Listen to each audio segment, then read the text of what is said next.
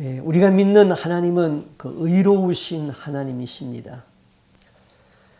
근데 우리가 하나님의 나라에 가려면은 의인이어야지 하나님의 나라에 갈 수 있습니다.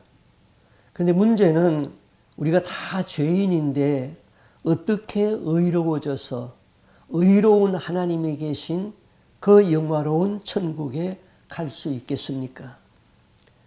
우리가 다 죄인인데 어떻게 의로워질 수 있습니까? 고승들은 고행을 많이 하지요. 그래서 고행을 통하여서 의로워지고 착해질 수 있다고 생각했습니다. 그래서 고승들은 사람을 만나면 죄를 지으니까 사람을 만나지 아니하려고 깊은 산 속에 들어가서 수행을 했습니다. 수행을 하게 되면은 착한 사람은 될 수 있습니다만은 의로운 사람은 될 수가 없습니다. 성경은 우리가 의로워지는 것이 수행이나 고행이나 어떤 행위를 통해 가지고 의로워질 수 없다고 했습니다. 불교에서 말한 대로 부처님에게 3000배 절을 하게 되면은 소원을 이루고 구원을 얻는다고 하면은, 그리고 우리가 의로워져서 천국에 갈 수 있다고 하면은 허리에 디스크가 날지라도 3000배 절을 할 것입니다. 그러나 고행으로 의로워질 수 없다고 그랬습니다.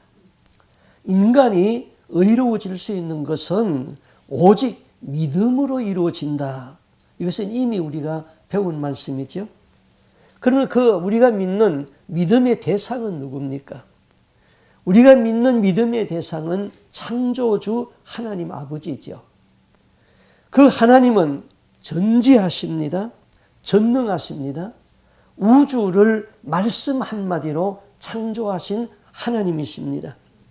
동시에 하나님은 사랑이시고 하나님은 정의로우시죠. 심판주가 되시는 하나님입니다. 그 하나님이 사람을 구원하기 위하여서 사람의 몸을 입고 이 땅 위에 오셔서 사람의 모든 죄를 감당하고 십자가에서 죽으셨다.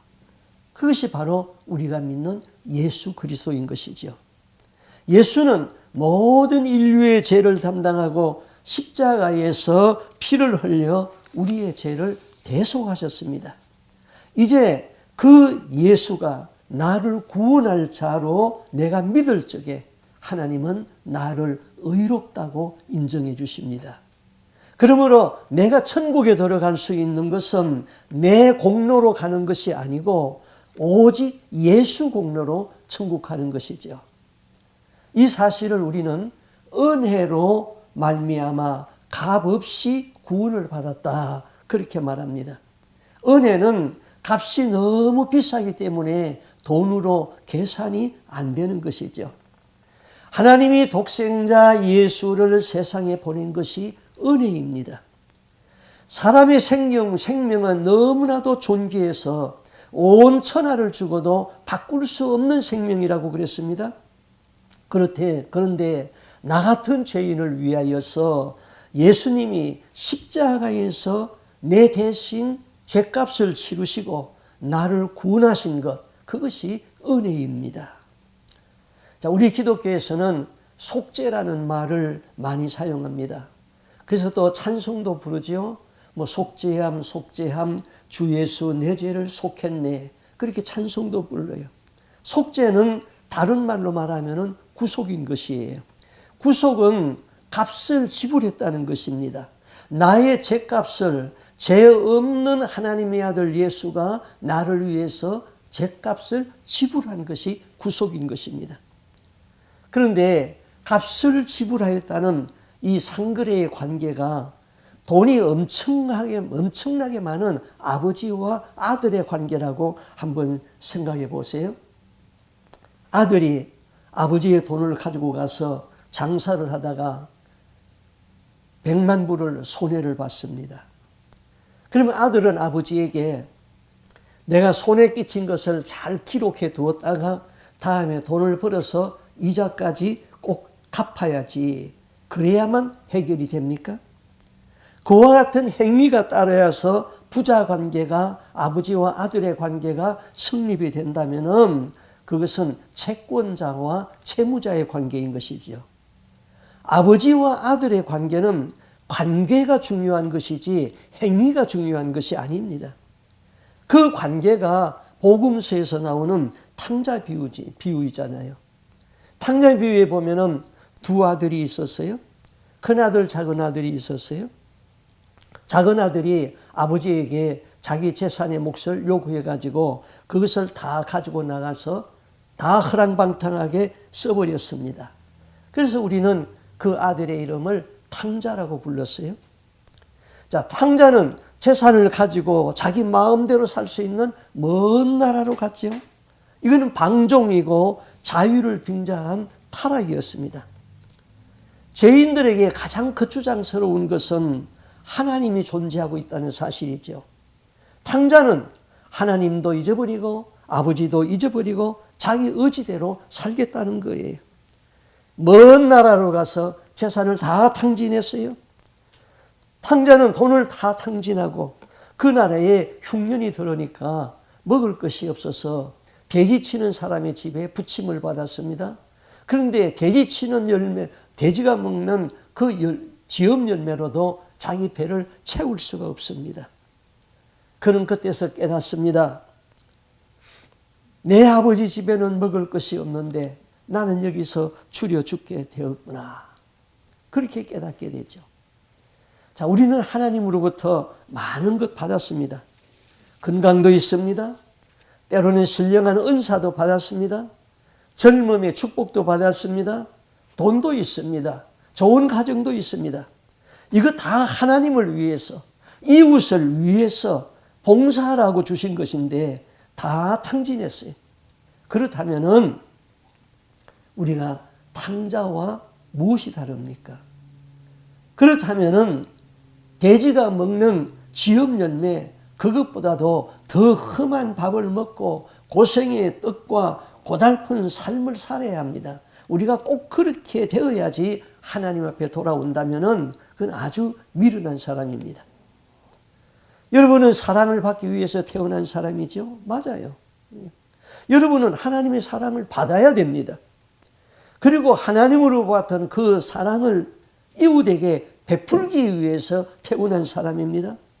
다른 사람에게 사랑을 실천하는 그것이 율법의 완성이라고 그랬죠. 그러면 율법이 완성되어야지 천국에 들어갈 수 있다고 그랬어요.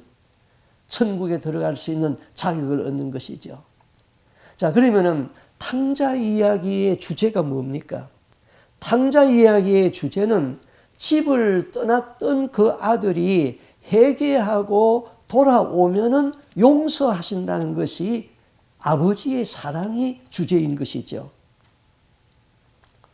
회개하고 돌아오면은 용서하고 다시 아들이라는 직분을 주어지고 상속을 주어진다는 것이죠. 아버지, 난 못난 자식입니다. 아버지 재산을 다 탕진했습니다. 하늘과 아버지께 죄를 지었습니다. 나를 다만 품꾼의 하나로만 써주세요. 이거 완전한 회개죠. 그때 아버지는 그 돌아온 그 아들을 품꾼으로 쓴 것이 아니라 아들로 복권을 시켰잖아요. 그를 위해서 잔치를 배설했습니다.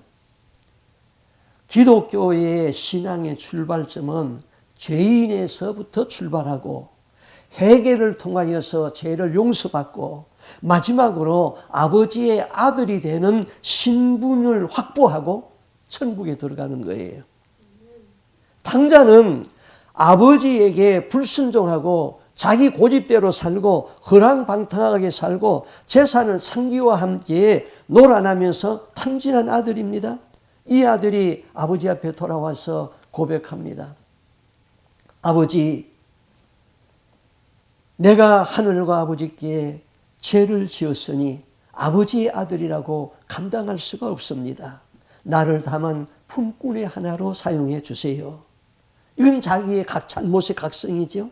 이렇게 회개하고 돌아온 아버지에게 아버지에게 돌아오니까 아버지가 그 아들을 반겼잖아요.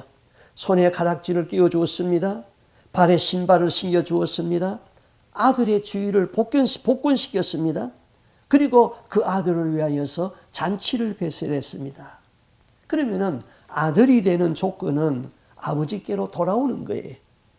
회개하고 돌아오면은 아들을 위하여 잔치를 배설하고 용서하고 아들의 주의가 복권되는 것이죠. 그는 천국을 상속한다는 것이죠. 마귀는요, 성도들이 예수는 믿어라, 그러나 회개는 하지 말아라, 그 속입니다. 너무나 많은 사람들이 교회 안에 있는데 회개라는 것을 모르고 신앙생활하고 있어요. 회개하지 아니하는 사람은 하나님도 구원 못한다고 그랬어요. 회개가 없는 사람은 사단이 그를 꽉 마음을 움켜쥐고 있는 거예요. 이에 비하여서 구원은 회개를 동반하는 하나님의 은혜인 것입니다. 구원은 하나님의 회개를 동반하는 하나님의 은혜인 것입니다. 아멘이 중풍락 받았습니까? 왜 이렇게 아멘이 없어요? 구원은 회개를 동반하는 하나님의 은혜예요. 네. 자, 지금 말하는 것을 여러분 잘 생각해서 아멘 하세요. 함정이 있으니까요. 누구든지 예수를 믿으면 구원받습니다. 이것은 변함없는 진리입니다. 아멘입니까? 아멘. 예. 왜 아멘이 시원찮아요? 누구든지 예수를 믿으면 구원받습니다. 이거는 변함없는 진리예요. 이번에는 정말로 조심해서 대답해야 돼요. 예수를 믿고 한 번 거듭난 사람은 과거의 죄도 용서받고 현재의 죄도 용서받고 미래의 죄까지 다 용서받는다. 땅에서 죄를 지으면은 천국에 들어가서 상급은 잃지만은 그래도 마지막 때에 성령이 우리를 다 회개시켜서 천국에 들어간다. 아멘입니까? 감사합니다. 예. 한 사람도 동의 안 하니까 감사해요. 여기에 만약에 동의한다면은 그렇게 설교하는 분들이 너무나 많기 때문에 말하는 거예요. 그러면은 교회에서 세례받은 사람은 다 천국 가야 됩니다. 교회에서 직분이 있는 사람, 집사, 장로, 권사, 목사 다 천국 가야 되죠. 왜? 세례는 회개한 사람에게 죄를 주는 거예요. 세례를 베푸는 거예요. 그러면은 직분은 다 세례받은 사람에게 직분을 주는 거예요. 그러면은 지옥에는 성도는 한 사람도 없고 집사, 장로, 목사 한 사람도 없어야 되는 거예요. 다 천국 가야 되는 거예요. 그렇지만은 현실은 지옥에 너무나 많은 사람들이 믿는 크리스찬들이 있다는 것이지요. 이런 교리를 믿으면은 예수는 믿지만은 윤리성이 없어지고 죄 짓는데 담대해집니다. 이 사상 때문에 기독교가 사회로부터 지탄을 받는 거예요. 예수 믿는 사람들의 삶의 수준이 불신자보다도 못하게 되는 것이죠. 내가 이렇게 죄를 지어도 천국 간다는 자신이 있기 때문에 죄를 짓고도 회개가 않는 것이죠. 이것은 사탄에게 속는 거예요. 자, 우리가 예수 그리스도를 구주로 영접하고 거듭났다는 것은 이제 구원의 시작이에요. 그런데 이것을 구원의 완성으로 보면은 안 됩니다. 거듭난 사람이 천국 문에 들어가기까지 사탄은 그 구원을 뺏으려고 그 영을 지옥으로 끌어가기 위하여서 끊임없이 공격하고 시험하고 있는 것이지요. 만약에 우리의 구원이 완성이 되어서 한 번 믿으면은 거듭나면은 다 천국에 간다면은 사단이 우리를 공격할 이유가 없는 거예요. 천국에 가는 사람을 왜 사단이 공격해요? 지옥으로 끌고 가려고 사단이 공격하는 것이죠. 자, 탕자 비유에서 아버지의 재산을 탕진한 그 동생을 탕자라고 불렀어요. 성경에 탕자라는 이름은 없어요. 큰아들, 작은아들 그렇게만 나왔지요. 그러면은 집안에 있던 아버지와 함께 있던 탕자의 형이 있었어요. 그럼 탕자의 형의 이름을 우리 이 시간 지어줍시다.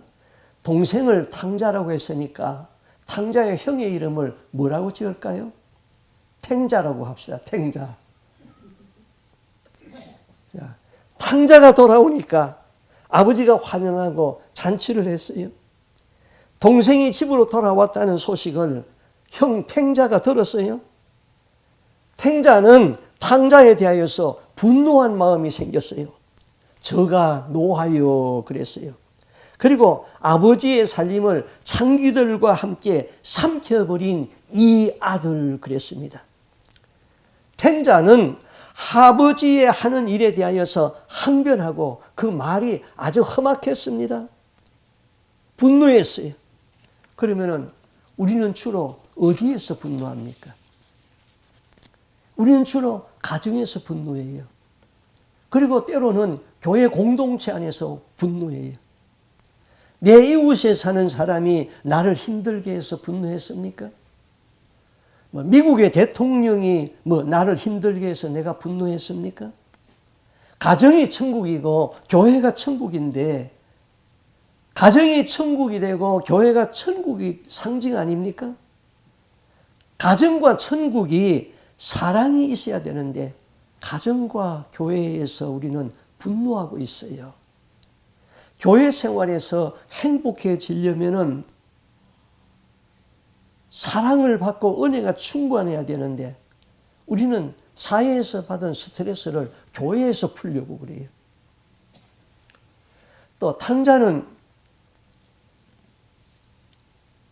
탕자의 형 탱자는 왜 분노했죠? 자신의 생각과 아버지의 생각이 달라서 분노했어요. 여러분 왜 분노합니까? 사람들이 주로 분노하는 이유는 내 생각과 네 생각이 다른 데서 분노하는 거예요. 그렇다면 여러분은 집안에 있는 아버지와 함께 있는 탱자 아닙니까? 그 다음 탱자는 동생을 판단하는 마음이 있었어요. 비록 동생이 잘못하였을지라도 그 동생이 뉘우치고 돌아왔으면 용서하고 반기는 것이 형제인 것입니다. 그런데 형은 동생을 판단하고 정죄했습니다. 자, 맏아들 탱자는 말하기를 내 동생이라 그렇게 말하지 않았지요. 이 아들 그랬습니다. 내 형제가 아닌 당신의 아들이라고 그랬습니다. 맏아들은 동생에 대하여서 긍휼이 없고 동생에 대한 형제 사랑이 없습니다. 그리고 그 형제가 다른 사람으로 형제가 아닌 다른 사람으로 지금 판단했어요. 자기 동생을 가리켜서 이렇게 아버지에게 말합니다. 아버지의 살림을 창녀들과 함께 삼켜버린 이 아들 그랬습니다. 자, 성경은 우리에게 다른 사람을 판단하지 말라 그랬죠. 야고보서에 보면은 내가 남을 판단하는 것은 내가 하나님의 자리에 앉는 것이라고 그랬습니다. 그럼 이 판단하는 영의 근원은 어디에 있습니까? 선악과에 있어요. 아담 해와가 선악과를 먹었습니다. 선악을 알게 하는 나무의 열매라 그랬어요. 그때부터 옳고 그름을 이제 판단합니다. 그래서 마귀는 계속 판단하라고 그러죠. 아담 해와가 에덴 동산에서 쫓겨난 이유가 뭡니까? 하나님이 그렇게 말했어요. 이들이 선과 악을 아는 일에 우리 하나님 중 하나같이 되었다 그랬어요. 이 말씀은 선악을 아는 일은 판단하는 일인데 옳고 그른 것은 분별해야 되죠. 그러나 판단하는 것은 하나님의 주권 침해다 이것입니다. 자, 우리가 부부가 살면서 날마다 선악을 알게 하는 나무의 열매를 먹으면서 산다면 어떻게 될까요? 하나님의 말씀대로 죽음이 오게 되는 거예요. 자, 부부가 살면서 날마다 옳고 그름의 정신으로 서로를 대한다면 두 사람의 관계는 갈수록 멀어지게 되지요. 사람은 누구든지 자기의 연약함을 다른 사람에게 보이기 싫어합니다. 연약하면은 용납하고 위로받기보다는 정죄받고 거절함을 받기 때문이지요. 누구나 마음에 있는 갈등이나 어려움을 말하기 쉽지 않습니다. 누구나 자기의 약점을 감추려고 합니다. 결국 가정에서 판단하기 시작하면 두 사람은 공간적으로는 한 곳에 있습니다마는 마음은 따로 살게 됩니다. 부부지간의 관계의 옳고 그름으로 이루어진다면 두 사람은 벽돌을 지금 쌓아 올리고 있는 것이죠. 그 벽돌이 커다란 벽이 되는 것입니다. 요즘에는 많은 종교인들에게 판단하고 시샘하는 가인의 영이 들어와 있습니다. 그래서 저보다 더 잘 믿고 더 아는 것 같으면 그냥 이단이라고 정죄를 합니다. 영적인 이야기를 하면 자기는 영적인 세계에 대해서 캄캄하니까 이단이라고 그럽니다. 목사들이 자기들하고 다르면은 그 사람을 상대방을 이해하려고 하지 아니하고 이단으로 정죄를 합니다. 성경은 뭐라고 그랬어요? 그 열매를 보고 그 나무를 안다 그랬습니다. 근데 열매도 보기도 전에 나무를 먼저 판단하는 것이죠. 그것은 그 사람 안에 판단의 영이 들어왔기 때문이지요. 가인의 시샘하는 영이 들어와 있기 때문인 것입니다.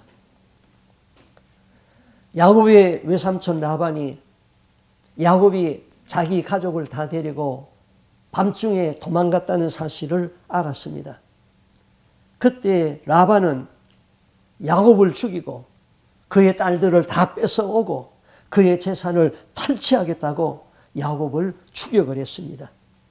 그런데 밤에 하나님이 라반에게 나타나서 말씀했습니다.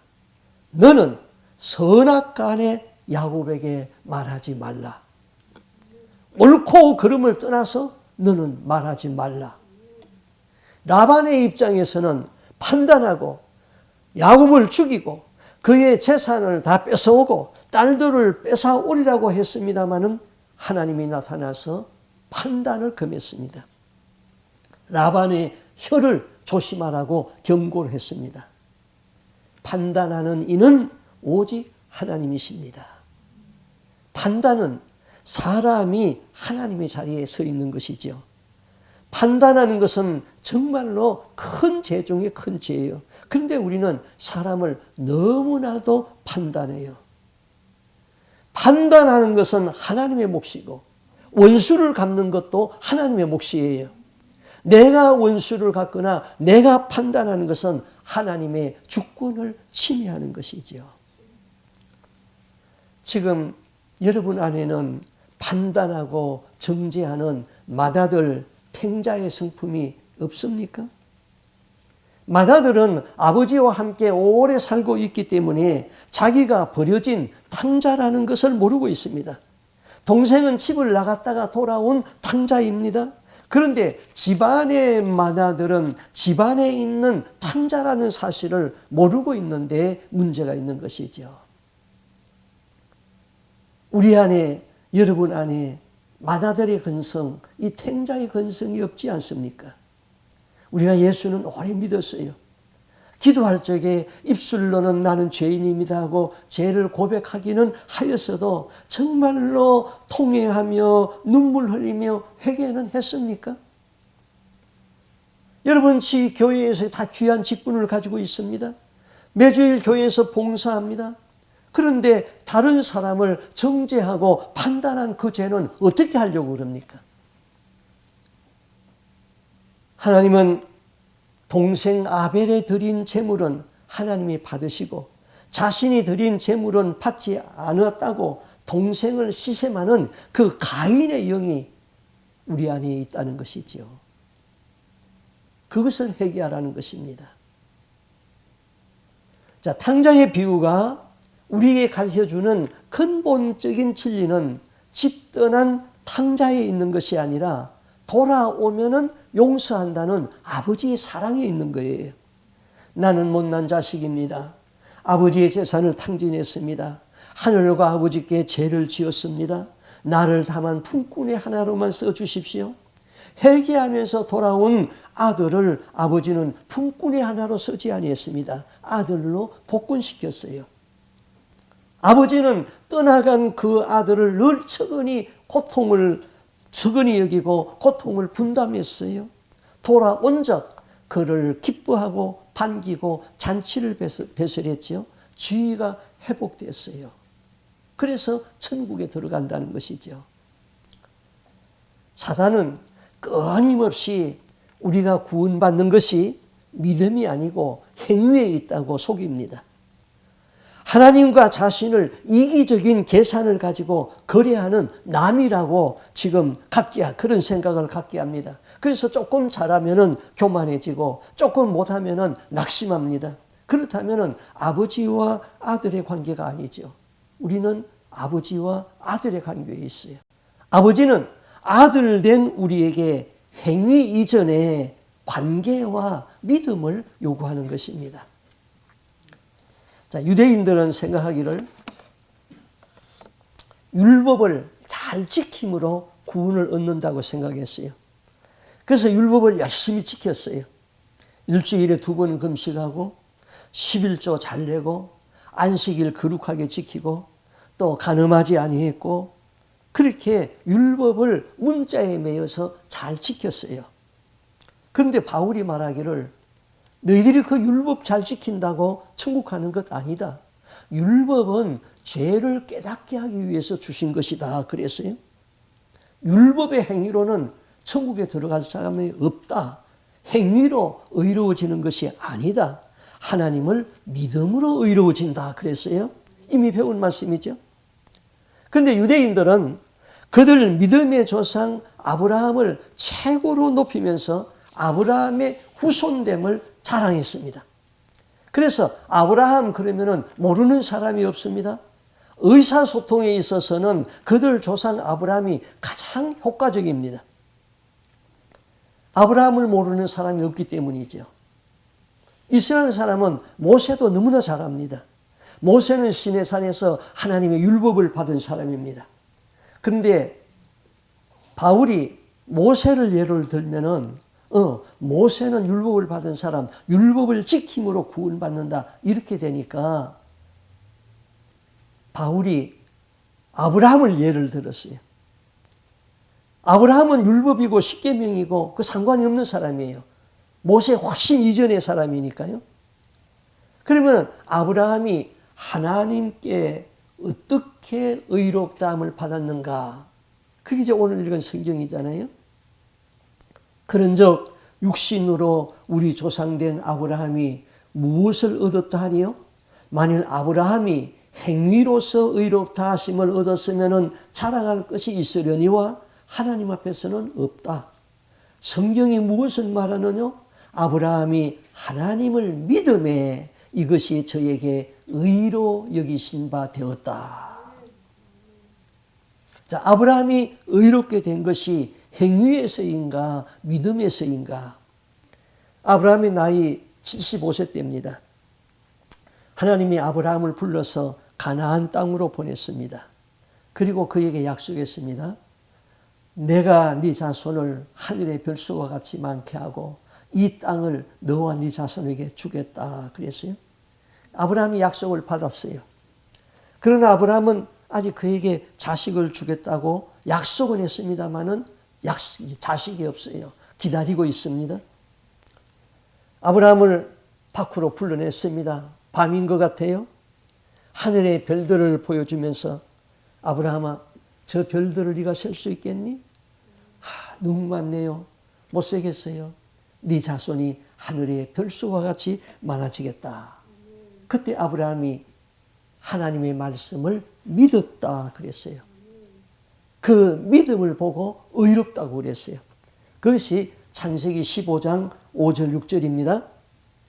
제가 읽어드리겠어요. 그를 이끌고 밖으로 나가 가라사대 하늘을 우러러 무뼈를 셀 수 있나 보라. 그리고 그에게 이르시되 네 자손이 이와 같으리라. 아브라함이 여호와를 믿으니 여호와께서 그를 의로 여기시고 하나님의 약속을 믿으니까 그를 의롭다고 하셨다는 거예요. 아브라함이 아직 아들을 받지 않았어요. 하나님의 약속을 믿었어요. 하나님이 그를 의롭다고 했어요. 그러면은 믿음과 행위의 관계가 어떻게 되는가? 그냥 믿기만 하면 되는가? 그러면 다 행위가 없어도 천국 가는가? 믿으면 의로워지고 구원받는다. 행함이 없어도 구원받는다. 많은 사람들이 이 수준의 믿음에서 지금 있습니다. 아브라함이 하나님의 약속을 받은 지 10년이 지나도 하나님의 약속이 이루어지지 않아요. 기다리다가 지쳤어요. 그러는 와중에 자기 아내 사레가 그만 생리가 끊어져 버렸어요.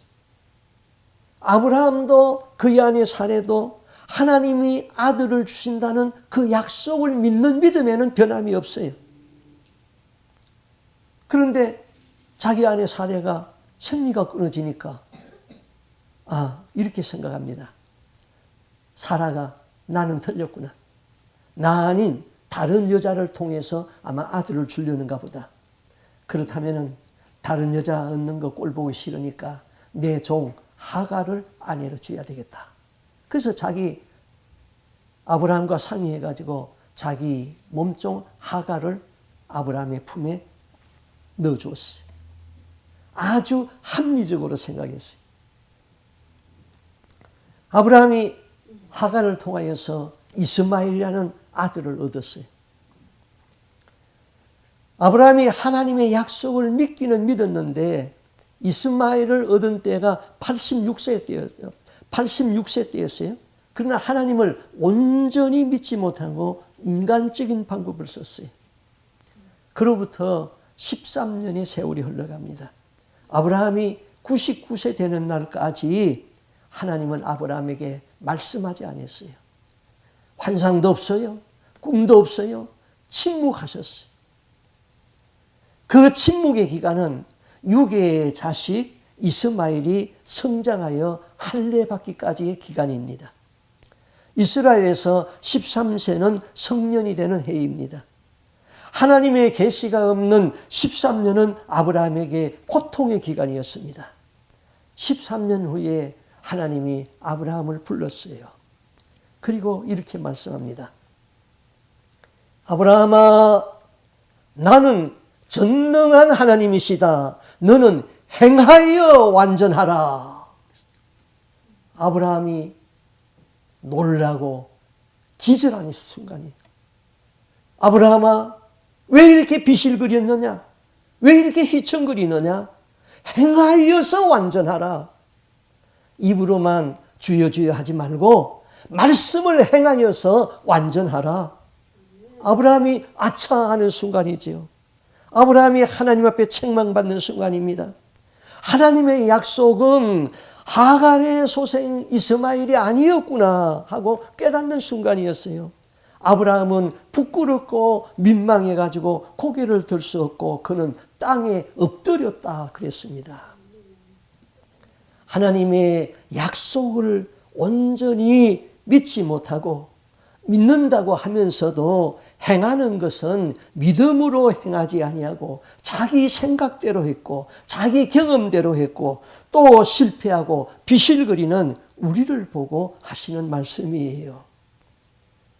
여러분, 전능하신 하나님을 여러분은 믿습니까? 오늘도 우리는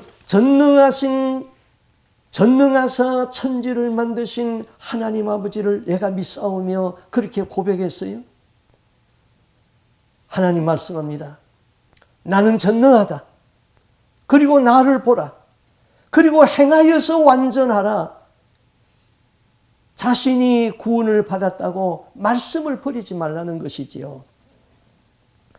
전능하사 천지를 만드신 하나님, 이 개념 안에는 모든 것이 하나님의 손에 있다는 것입니다. 보이는 것이나 보이지 아니하는 것이나 크게는 우주나 작게는 눈에 보이지 아니하는 박테리아, 미생물까지 다 하나님의 손에 있다는 것이죠. 하나님께서 온전히 주장합니다. 그래서 종교개혁자 루터는 이런 말을 했어요. 하나님으로 하나님 되게 하라. 우리 성도들이 짓는 죄 중에 하나는 하나님을 자꾸 축소시키는 거예요. 하나님을 내 생각 안에다가 가두는 거예요.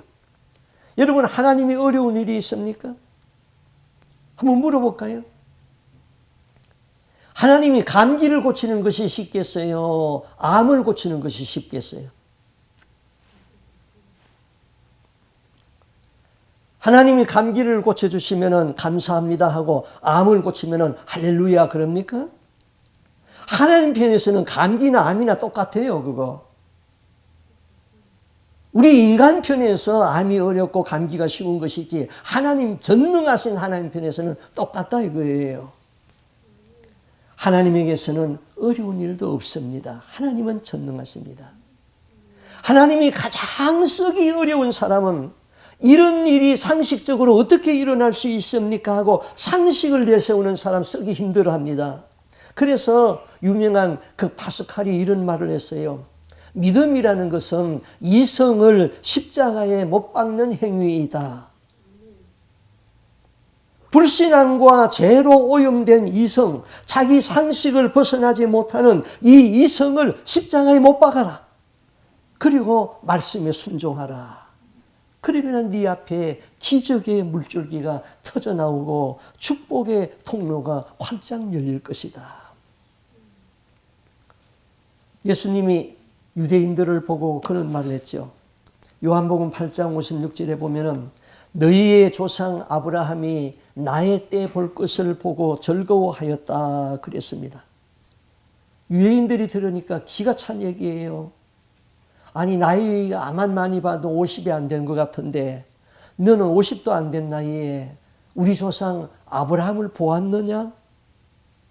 기가 차니까 돌을 들어서 때리려고 그랬죠. 아브라함은 하나님의 약속을 믿었어요. 아브라함은 그의 자손을 통하여서 메시아가 온다는 그 약속을 받았을 적에 기뻐했단 말입니다. 아브라함은 자기 자손을 통하여서 메시아가 온다는 것을 믿음으로 의롭다함을 받았습니다. 우리는 이미 오신 예수 그리스도를 믿음으로 구원을 받습니다. 구약의 성도들은 오실 메시아를 믿음으로 구원을 받았고 우리는 이미 오신 예수를 믿음으로 우리는 구원을 받습니다. 여러분, 이 시간 하나님의 아들 예수를 믿습니까? 믿으면 하나님의 자녀가 되었어요. 의롭다 하심을 받았습니다. 시민권을, 천국 시민권을 얻었어요. 아브라함이 믿은 그 예수를 우리가 믿는 것이나 아브라함의 믿음이나 우리의 믿음이나 같아요. 그러면은 아브라함에게 약속한 그 복도 우리가 받을 수 있죠. 아브라함은 믿음을 통하여서 구원의 복을 받았어요. 개인의 복을 받았어요. 가문의 복을 받았어요. 자손의 복을 받았어요. 민족의 복을 받았어요. 열방의 복을 다 받았지요. 그러면은 우리도 믿으면은 아브라함이 받은 복을 그대로 받는다고 그랬어요. 그러면은 행함은요, 믿으면은 다 되니까 행함은요, 하나님이 뭐라고 했어요? 아브라함아, 행하여서 완전하라 그랬잖아요. 우리는 믿음으로 구원받았으니까 그 다음에 행함은 내팽개쳐요. 아니면은 행함으로 구원받으려고 열심히 행해요. 믿음은 버리고. 이 둘이 서로 잘 결합하고 조화를 이루어야 되는 것이죠. 우리는 믿음으로 구원받은 우리가 행하여서 완전해질 수 있죠. 그래서 내가 거룩하니 너희도 거룩하라. 내가 완전하니 너희도 완전하라. 믿음으로 구원받은 사람이 이제는 그리스도의 말씀을 순종함으로 행함으로 완전해 가서 우리가 다 천국에 이룰 수 있는 것이지요. 여러분과 내가 이 믿음과 이 행함이 온전히 결합돼서 천국 백성이 되는 우리의 삶이 될 수 있기를 바랍니다. 아멘. 기도하겠습니다.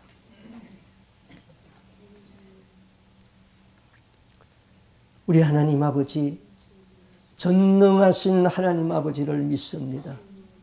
그 온전하신 하나님께서 사랑이라서 우리를 구원하기 위하여서 하늘 보좌를 비워두시고 이 땅에 오셔서 십자가에서 피를 흘려 우리의 죄값을 대신 치르시고 구원하여 주신 우리 하나님 아버지 앞에 존귀와 영광과 감사와 찬송을 돌립니다. 이제는 우리가 구원받았기 때문에 아무렇게나 사는 것이 아니었고, 구원받았기 때문에 행하여 완전하라는 하나님의 말씀에 따라서 말씀에 순종하여 사는 저희들의 삶이 될 수 있게 하여 주시옵소서. 너무나도 많은 사람들이 선악과를 먹고 판단하고 있으며 가인의 시샘하는 영에 붙들려서 하나님 시샘하고 판단하는 그런 삶 가운데 있습니다. 우리로 하여금 하나님의 주권을 침범하지 아니하도록 도와주시옵시고, 우리로 하여금 아버지의 마음, 사랑의 마음을 갖게 해주시고 영혼을 사랑할 수 있는 마음을 허락하여 주시고, 하나님 앞에 날마다 회개하며 돌아가고 이웃을 사랑으로 품게 하시고 죄와 허물은 덮어주게 하여 주옵시고 판단하지 않게 하여 주시옵소서.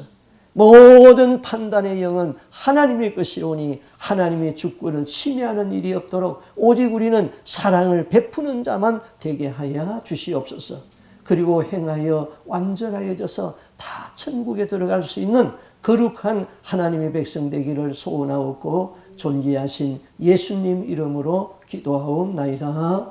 아멘.